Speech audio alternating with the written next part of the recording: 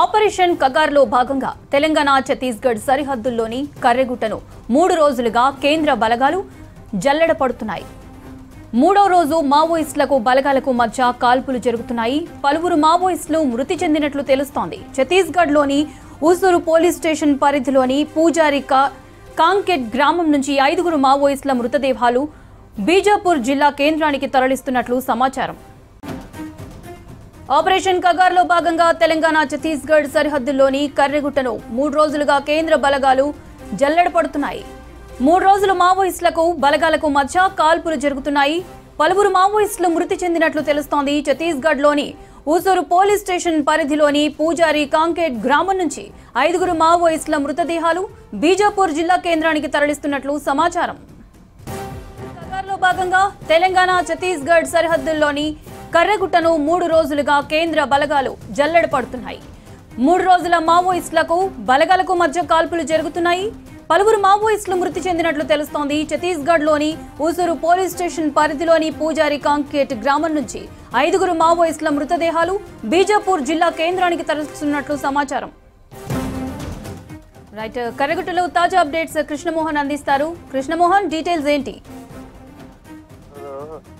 ఇటు కేంద్ర సాయుధ బలగాలకు మావోయిస్టులకు మధ్య ఎదురుకాల్పులు జరిగినట్టుగా కూడా సమాచారం అందుతుంది. ఇప్పటికే తెలంగాణ ఛత్తీస్గఢ్ సరిహద్దు ప్రాంతంలో ఉన్నటువంటి ప్రాంతంలో ఎన్కౌంటర్ జరిగింది. అందులో 5 నక్సల్స్ చనిపోయినట్టుగా ప్రస్తుతం అయితే సమాచారం వస్తుంది. ఇప్పటి వరకు అఫీషియల్ గా అయితే ధృవీకరించలేదు. చనిపోయినటువంటి నక్సల్స్ మృతదేహాలను కూడా ఛత్తీస్గఢ్ లో ఉన్నటువంటి బీజాపూర్ హెడ్ క్వార్టర్ కు తరలించే ప్రయత్నాలు జరుగుతున్నట్టుగా చెప్తున్నారు. ప్రస్తుతం అయితే కర్రెగుట్ట మొత్తం ఈ జల్లెడ పడుతున్నాయి పోలీసు బలగాలు. ఉదయం ప్రారంభించిన కూంబింగ్ అంటే ఇది 3వ రోజు కొనసాగుతుంది. ప్రస్తుతం అయితే అక్కడ ఫైరింగ్ కూడా జరుగుతుంది. సేమ్ టైంలో ఆ ప్రాంతాల్లో జరుగుతున్నటువంటి ఫైరింగ్ కావచ్చు, లేదా కొన్ని మందుపాత్రల పేలుడు కావచ్చు, ఇలాంటి దాంతో ఆ ప్రాంతం అంతా కూడా సౌండ్స్ వినపడుతున్నాయి అనేది 2 రోజులుగా స్థానికులు చెప్తున్నారు. ఈ క్రమంలోనే ఈ ఎన్కౌంటర్ జరిగినట్టుగా తెలుస్తుంది.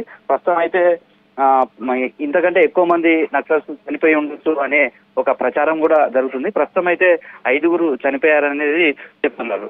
ఈ కర్రెగుట్ట పరిసర ప్రాంతాల్లో మాత్రం ప్రస్తుతం ఇంకా కూంబింగ్ కొనసాగుతుంది. కేంద్ర బలగాలన్నీ కూడా మోహరించాయి. దాదాపు కర్రెగుట్ట చుట్టూ ఉన్నటువంటి 140 కిలోమీటర్ల మేర కూడా భద్రతా దళాలంతా కూడా అష్టదిగ్బంధం చేశాయి. పైకి బాంబు డిస్పోజల్ తోటి బాంబులను నిర్వీర్యం చేసుకుంటూ కూడా డ్రోన్ సహాయంతో ఆయా ప్రాంతాలను నడక మార్గంగా వెళ్ళడానికి అనుకూలమైన మార్గాలను ఎంచుకుంటూ పైకి వెళ్తున్నాయి బలగాలు. ఈ నేపథ్యంలోనే ఎదురుకాల్పులు జరిగినట్లుగా తెలుస్తుంది. ఈ ఎదురుకాల్పులలో నక్సల్స్ కొంతమంది చనిపోయారని చెప్తున్నారు. అది ఎంతమంది చనిపోయారు, ఏం జరిగింది అనే దానికి సంబంధించి ఇంకా అఫీషియల్ అయినటువంటి సమాచారం అయితే రావాల్సింది. ప్రస్తుతం ఇప్పటి వరకు ఉన్నటువంటి సమాచారం మేరకు మాత్రం 5 చనిపోయారు. 5 కూడా ఛత్తీస్గఢ్ ప్రాంతానికి సంబంధించిన వాళ్ళు.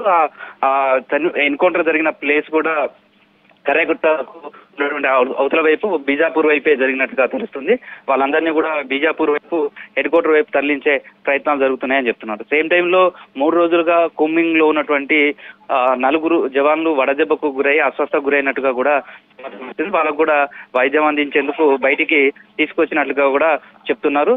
ప్రస్తుతం అయితే కర్రెగుట్ట ఆ పరిసర ప్రాంతాలు కావచ్చు, అటు ఛత్తీస్గఢ్ వైపు ఇటు తెలంగాణ వైపు 2 వైపులా కూడా ఒక యుద్ధ వాతావరణం అయితే కంటిన్యూ అవుతుందని చెప్పొచ్చు. ప్రస్తుతం అయితే ఎవరిని లోపలికి అలౌ చేయట్లేదు. తర్వాత అక్కడ ఉన్నటువంటి దాదాపు తెలంగాణ వైపు 6 గ్రామాలు, అదే విధంగా అటు ఛత్తీస్గఢ్ వైపు 12 గ్రామాలను కూడా పోలీసులు కౌన్సిలింగ్ కూడా నిర్వహిస్తున్నారు. మావోయిస్టులకు ఎవరైనా సానుభూతి పరులు ఉంటే అలాంటి వాళ్ళందరూ కూడా లొంగిపోవాలని కూడా కౌన్సిలింగ్ ఇస్తున్నట్టుగా తెలుస్తుంది. ఈ నేపథ్యంలోనే ప్రస్తుతం అయితే ఈ ఎన్కౌంటర్ సంచలనంగా మారిందని చెప్పొచ్చు.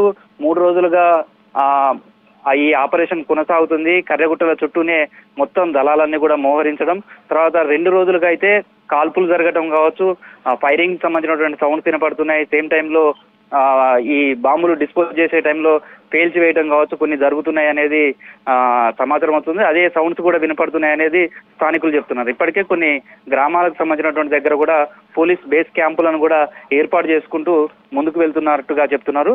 ఈ ఎన్కౌంటర్ లో మరికొంతమంది కూడా చనిపోయి ఉండొచ్చు, ఇది భారీ ఎన్కౌంటర్ వైపు దారితీసి ఉండొచ్చు అనేది కూడా సమాచారం అందుతుంది. మరికొద్ది సేపట్లోనే IG Chandrasekhar Reddy press meet ఉంది. ఆయన మల్టీ జోన్ ఐజీగా ఉన్నారు. ప్రస్తుతం ఆయన ముందు నక్సల్స్ కూడా లొంగిపోతున్నారు. దాదాపుగా 17 మంది వరకు లొంగిపోయినటువంటి నక్సల్స్ ఉన్నట్టుగా చెప్తున్నారు. వాళ్ళందరి కొద్దిసేపట్లోనే ప్రెస్ మీట్ ఉన్నది. ఆ ప్రెస్ మీట్ లో ఈ లొంగుబాటుకు సంబంధించినటువంటి సమాచారం ఇవ్వడంతో పాటు ప్రస్తుతం కర్రేగుట్ట దగ్గర జరుగుతున్నటువంటి సిచ్యువేషన్ కావచ్చు, వీటన్నిటి మీద కూడా ఆయన మాట్లాడే అవకాశం ఉంది. ప్రస్తుతం ఆయన పోలీస్ హెడ్ క్వార్టర్స్ చేరుకున్నారు. ఇక్కడ లొంగిపోయినటువంటి నక్సల్స్ ను కూడా ఇక్కడికి తీసుకొచ్చారు. మరికొద్ది సేపట్లోనే ఈ ప్రెస్ మీట్ స్టార్ట్ అవుతుంది. ఈ ప్రెస్ మీట్ లో పూర్తి సమాచారాన్ని అయితే ఐజీ చంద్రశేఖర్ రెడ్డి చెప్పే అవకాశం ఉంటుంది. చాలా మంది నక్సల్స్ అయితే లొంగుబాటు వైపు మళ్లించే ప్రయత్నం చేస్తున్నారు. కౌన్సిలింగ్ లో భాగంగానే వీళ్ళంతా లొంగిపోయారని చెప్తున్నారు. ఐజీ ఏం చెప్పబోతున్నారు అనేది కూడా కొంత ఆసక్తి కలిగిస్తుంది. ఎందుకంటే 3 రోజులుగా కర్రేగుట్టు చుట్టూ జరుగుతున్నటువంటి సిచ్యువేషన్ కావచ్చు, లేదా కూంబింగ్, ఈ అన్ని నేపథ్యంలో అక్కడ ఏం జరుగుతుంది, కేంద్ర బలగాల ఆపరేషన్ గానే ఈ జిల్లా అధికారులు కానీ మిగతా వాళ్ళు చెప్తున్నారు. ఈ నేపథ్యంలో ఐజీ ప్రెస్ మీట్ లో ఏ అంశాలను ప్రస్తావిస్తారు అనేది మాత్రం ఒక ఆసక్తిగా ఉందని చెప్పుకోవచ్చు. Thank you Krishnamohan.